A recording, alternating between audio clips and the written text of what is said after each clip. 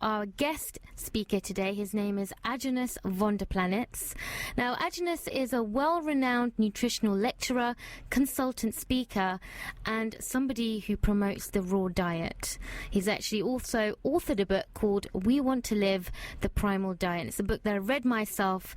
It's a groundbreaking story on how he's healed himself from tumors, cancers, and diabetes. And it's a real honor for him to join us all the way from California to talk about his journey. Thank you so much for joining us today. Well, thank you, Jana. Thanks for having me. That's okay. How are you? Are you having a good day today? A very good day, thank you. Fantastic. It's still early in the day here. Oh, great. And the weather is pretty good. It's sunshiny today in a clear sky. Oh, that's fantastic then.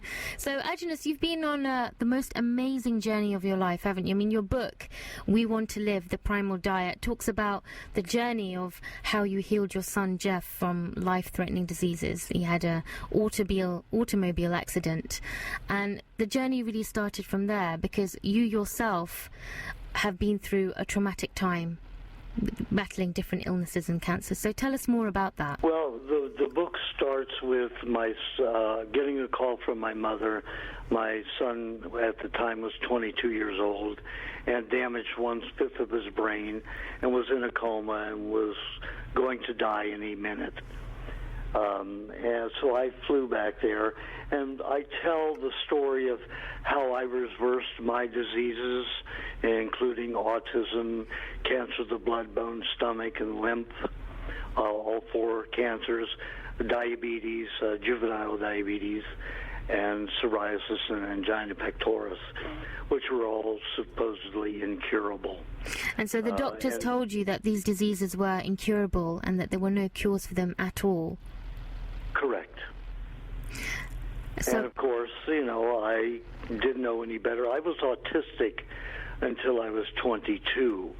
So when I went through I developed an ulcer at 19, and for the treatment of that, it formed a tumor. My body formed a tumor next to the ulcer, and then they treated the ulcer with surgery. That metastasized to cancer of the stomach and all the way to the skin. So they irradiated that. I had 10 weeks of irradiation therapy for that. That cauterized my spine, made me an invalid. I could not sit or walk. I had to lie on the floor. I couldn't be on a bed or a couch. It had to be on a hard surface. And I was only allowed to use my arms and elbows to crawl around like a worm on the floor. And it also gave me blood and bone cancer, the radiation therapy. So then they gave me chemotherapy, and then that gave me the lymphoma. So every treatment from the medical profession made me worse. That is absolutely shocking. A African-American boy, 18-year-old boy, that was a volunteer at the hospice, encouraged me to drink raw carrot juice and raw milk. Now, I was autistic still at this time. A tetanus shot at 18 months old went to my communication center and caused autism in me.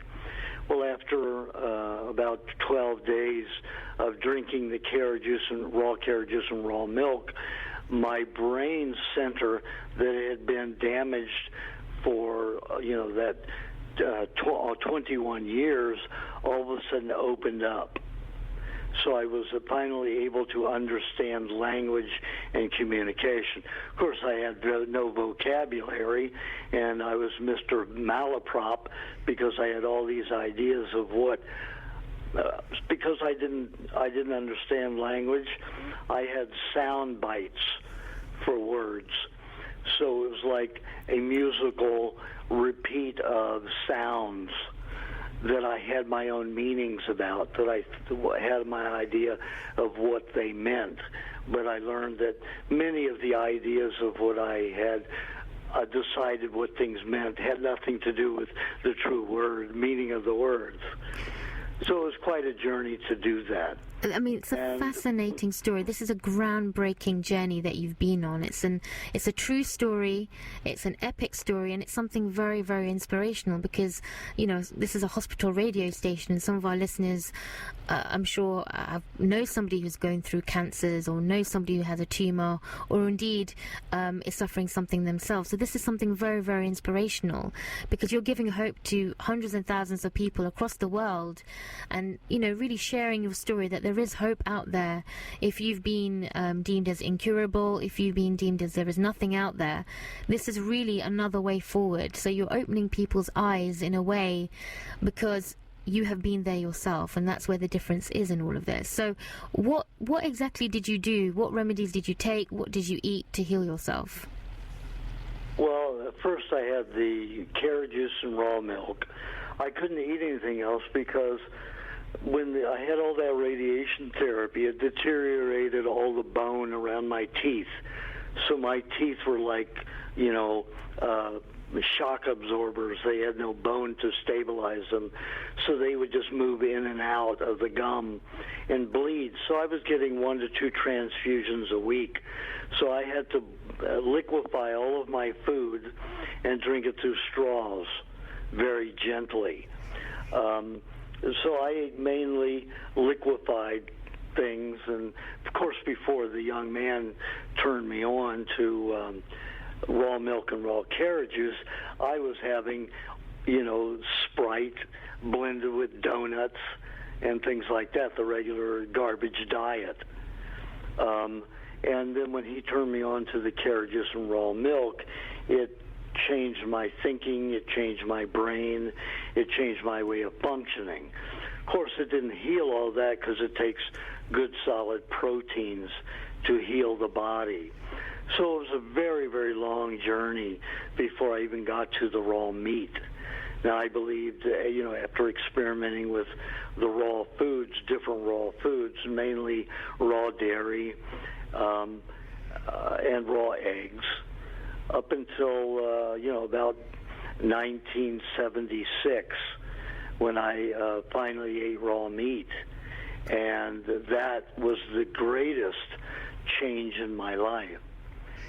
And we're on a, you know, you're broadcasting from a hospital. So, you know, the medical profession is run by the pharmaceutical community, and the pharmaceutical industry writes all the medical books and manuals. And they don't want people to be healed or well, so it's all about being on medication, multiple medications. So I'm very surprised you have me on this station, Jana. Thank you. Well, this is something that's very different, very controversial, and I think it's amazing to bring somebody with your wealth of experience and knowledge to actually try and put your point forwards as well, because not everyone is right all the time, and it's good to get a different point of view. So even though we are broadcasting in the hospital, we are also broadcasting all over the world, so our listenership could be anywhere from America to India.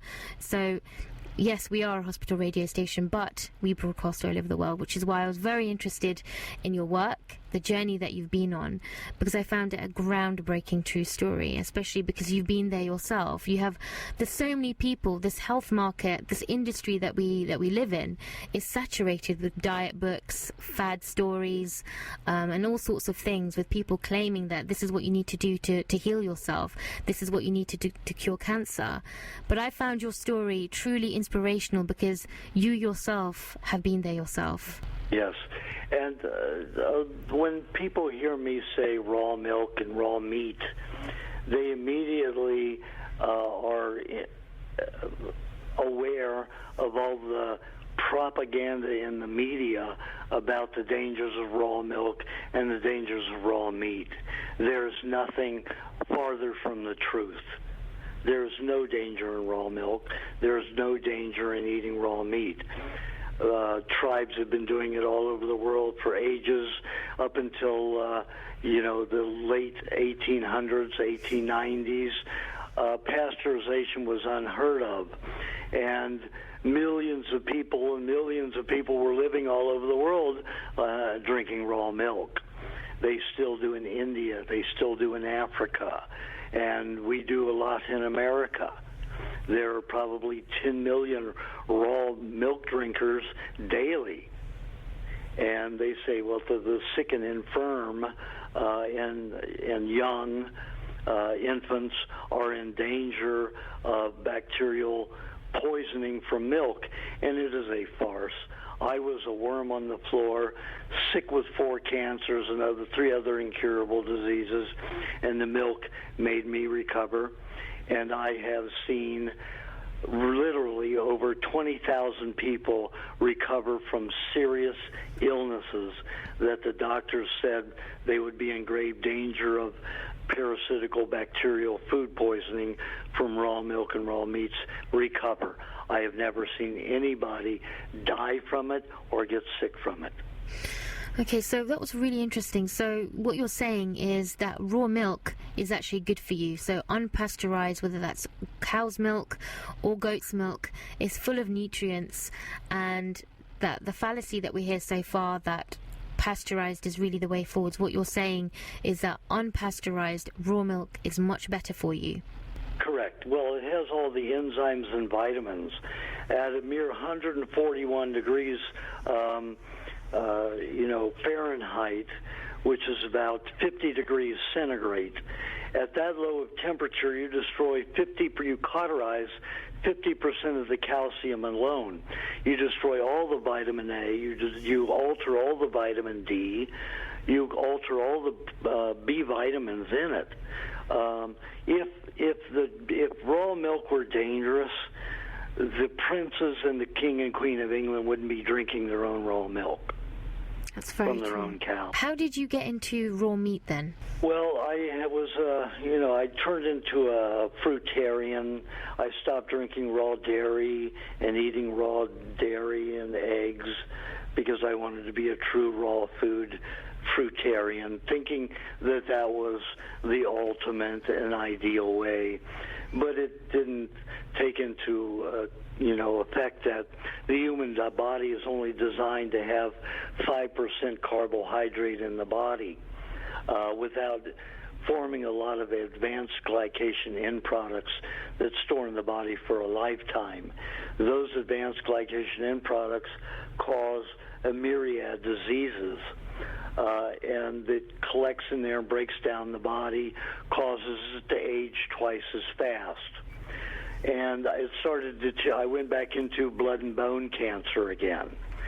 So I was traveling by bicycle for about 2.5 years, living off the land, living with different Indian tribes, trying to find the answer, but in a closed-minded way, in that I wanted to be a raw fruitarian, vegetarian, even vegan.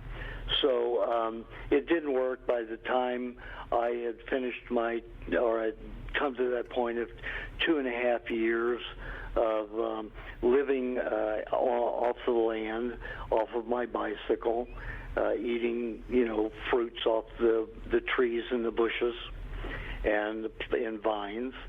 I was down to 113 pounds.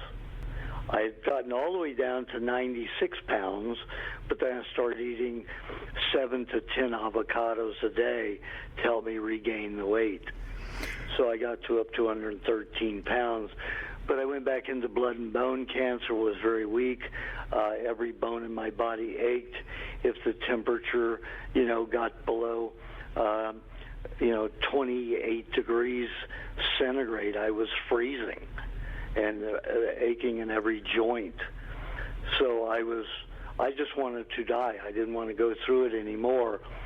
And I had remembered an uncle telling my cousins and brothers when they were going rabbit hunting that if they killed a wild rabbit, they had to cook it until it was brown inside, because a wild rabbit has an organism, a microbe, that will take over the intestinal tract in a human and kill them violently and very, very painfully, excruciatingly painfully. And I thought, well, I've been through, years and years of excruciating pain. I can take 2 days easily. So I was in the desert, and these coyotes had killed a jackrabbit, and I got some of it and ate about 3.5 pounds, thinking it would kill me. And what it did was it gave me more life than I'd ever had before. And I went 3 days with this charge of energy, pain reduced by 60%. That's unbelievable. So then I began eating meat every day, almost every day, at least 3 days a week. And then by 1980, that was 1976, September of 76. By December of 82, I began eating meat daily, even twice daily, and that even made a bigger difference. So that's when I began healing more rapidly, was when I started eating raw meat. And the Italians eat raw meat, their carpaccio, the French with their steak tartares, although Germans eat most steak tartare in the world. And you have kibbe, which is raw lamb, that's eaten, all over the world. You have all of these raw meat dishes that are eaten all over the world, and if it were a problem, all these people would be dead and cultures would be gone. Absolutely. And so would people. I think this is something very, very interesting, because at the minute, like you said, the myth really is that things like raw meat, raw dairy, raw eggs are bad for you, because the fear is of E. coli or disease or bacteria. But you are somebody that's got living proof of the fact that by eating raw meat, raw milk, raw cheeses, raw eggs, you're basically saying that there is no disease and it's all a myth, really, and that the way forward is raw. Yeah. I'm not saying that there's no disease. I'm saying that those good raw foods, as long as there's no industrial chemical involved in the production of it, they don't put chlorine in it, or they don't put, some kind of dye in it. They don't put some kind of antibacterial into the milk and on the meat. There will be no problem. But when you put industrial chemicals in anything, you create disease. The body is not designed to handle and make use of industrial chemicals. And our food is now subjected to 60,000 industrial chemicals. Got that?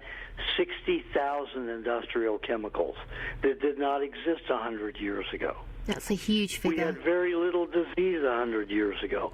Sure, we didn't have as long a life on the whole, because we didn't have central air and air conditioning and heating. People went through dastardly cold times and hot times. Now we're shielded from all that with the heat and air conditioning. Take, for example, when there was a blackout in New York City during the winter and upstate New York. How many people died in 24 hours? 238 people died. Wow. In 24 hours from freezing to death. Not being really, the temperature wasn't freezing. It was down to about, maybe 5 degrees centigrade. But they still froze. These people died of hypothermia. Yes. And then in the heat spells that we've had, without the air conditioning, when we haven't had electricity, also, I think it was 406 people died during a 3-day heat spell without electricity on the East Coast of America. Yeah, that's very true. That's very, very true, I think. So disease exists, but it exists because of industrial chemicals, not because of bacteria. Again, that's another common myth that people associate with different foods, and they feel that by actually cooking the meat or by heating up the milk, you're killing that bacteria. But really the truth is that some of that bacteria is actually good for your system. It's good for your gut and actually helps you. Yes, it does. There are janitorial bacteria, but there are a few, such as salmonella. Before, you remember the years, well, you don't remember. I'm 65, but I know you don't remember. But years, 100 years ago, even before my time, they used to take a bath in June. They never took baths from, let's say, late September all the way to June because it was too cold. People could die if they took baths. It took the fat off of their cells, off of their skin, and they could freeze to death very easily, just in one night. So nobody took baths unless they were of the elitist group or royalty. Of course, they took baths, but they had fireplaces and all of that all the time. Their bedrooms were heated with either hot rocks or coal or wood. Somewhere they had their heat processes, so they could afford to take baths. When we don't take baths, salmonella is our main cleanser, our janitor. It eats the dead skin, dead cells off of our skin. If you take a swab of your nose, your nostril, you will find millions and millions of salmonella in your nostrils, in your ears, in your eyes. Those are janitorial bacteria. We need them. So those we don't need as many now in the skin because we take baths. So those are the good bacteria. Those are the cells off. We can wash the dead cells off instead of them having to be eaten off by salmonella. And all of your E. coli is E. coli that is part of the intestinal bacteria that feeds your brain and nervous system. E. coli is responsible for breaking down, for consuming the pre-digested fats and proteins and breaking them down into the finite molecule to feed the brain and the nervous system. So E. coli is very, very important in the human system, in any animal body. Okay, so what you're saying is that this bacteria is actually good for you and really does set the foundation for good health in the future. So things like E. coli, which are being promoted as unhealthy, bad, and something that needs to die, actually does play an essential part of maintaining good health in the body. Correct. And you have intestinal parasites that can help you get well, that are janitors. Let's say you eat something heavily contaminated with an industrial chemical. Let's say like you had an accident and got a lot of kerosene during a food processing. Let's say like a natural vitamin, all natural vitamins, when they derive a nutrient to condense into a supplement, they have to take the substance that they're going to extract, from which they're going to extract it, and dissolve it. If it's an unnatural vitamin or supplement, they will use gasoline, like hexane. If it's a natural one, they'll use a kerosene derivative. So they're using kerosene to dissolve like food, and then they will extract out of that the so-called nutrient. Now, when you soak a food in kerosene for 22 hours, 22 to 72 hours, that kerosene gets into everything. It etches into even the element that you want, whether it's a protein, amino acid, a vitamin like vitamin D, no matter what it is. When it's extracted from that dissolved food, you have kerosene predominating in all of it. And then they wash it for only 2 minutes at most. That doesn't wash anything out of it. It has penetrated that tissue of the element you want, or the nutrients you want. So then when they make it into a supplement, on top of that, compress it into a pill, there are more industrial chemicals involved. There are 60,000 chemicals involved in processing food. When somebody tells you there's a natural supplement, it is a complete lie. Now, most of the people who are manufacturing these don't know it because they've never been into their laboratory. The laboratory wants the work, so they say, oh, yes, we can make a vitamin naturally like that, but that person who's asking to have a supplement made for their company has no idea they're going to use the only two things that are available are kerosene and gasoline to dissolve and make those supplements. So what you're they saying... don't have a clue. So what you're saying, Aajonus, is that all supplements really that have been marketed as completely natural vitamins and minerals are not completely natural, simply because they have been heavily processed using kerosene and gasoline, which are extremely poisonous and toxic for the body. Yes, well, the government has warped the word natural. Kerosene is natural, gasoline is not. But would you drink gas? Would you drink kerosene even though it's natural? No, I wouldn't. Of course not. It would kill you instantly if you drank, let's say, an ounce of it and didn't vomit it. It could literally kill you in about an hour.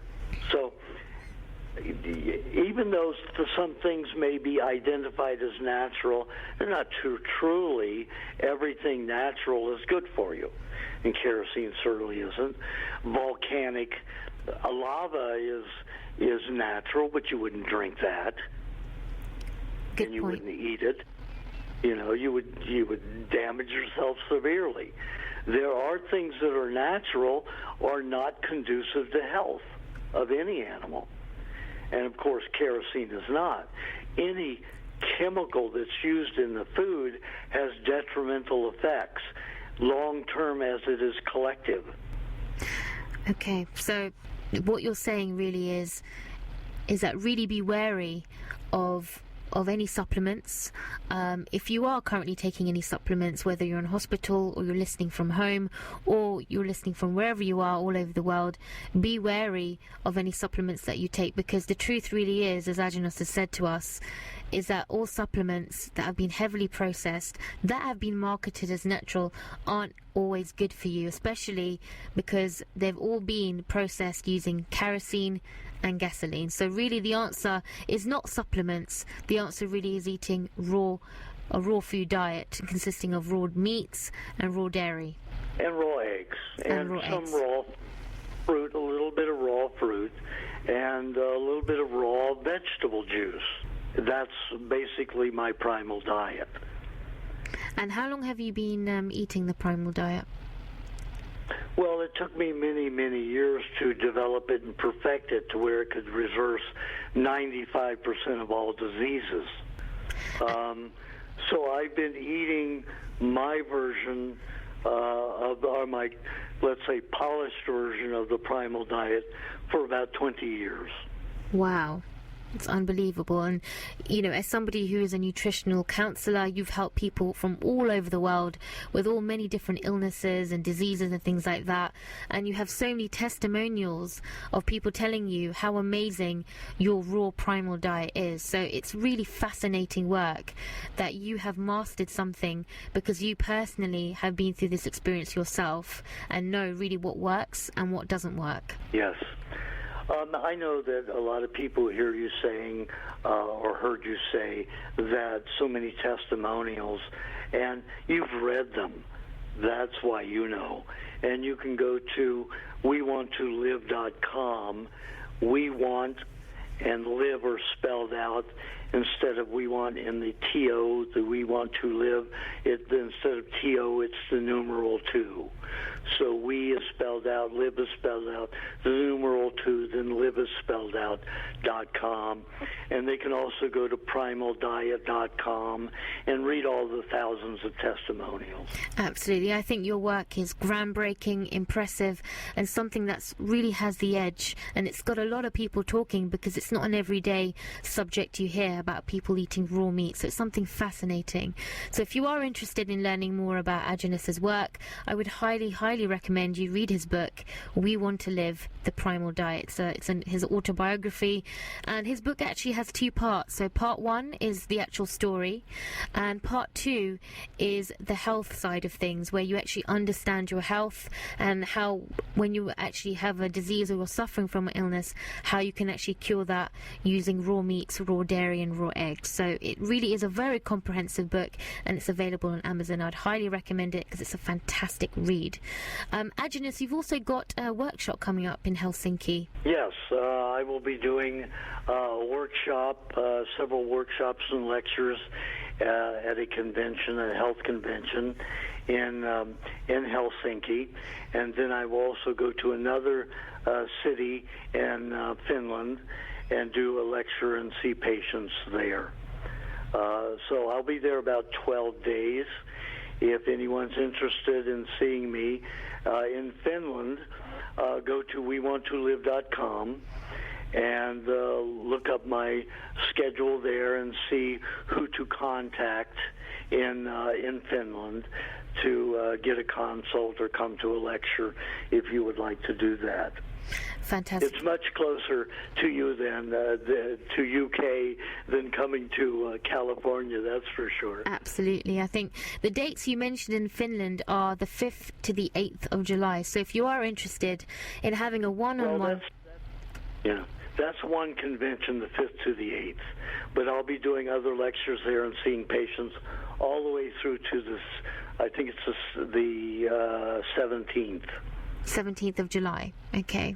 Yes. So the dates in Helsinki, though, are the 5th to the 8th of July. So if you are interested in having a one-on-one consultation with Aajonus, it really is a great opportunity, and I actually might take that offer up myself because I'm very keen on improving my health and my fitness. And if you are interested too, or if you know somebody who has an illness or a disease, or if you are yourself very interested in improving your mental, physical well-being and really want to know what it is to get that extra edge to feel vital again, then I'd highly recommend that you read his book, do a bit of research, and if you can get yourself over to Helsinki, it will be an opportunity not to miss. So thank you so much, Aajonus, for joining us today on WHR. It has been a real pleasure. It's been very interesting, and I hope our listenership have been awakened. That would be lovely. Thank you, Jana, very much.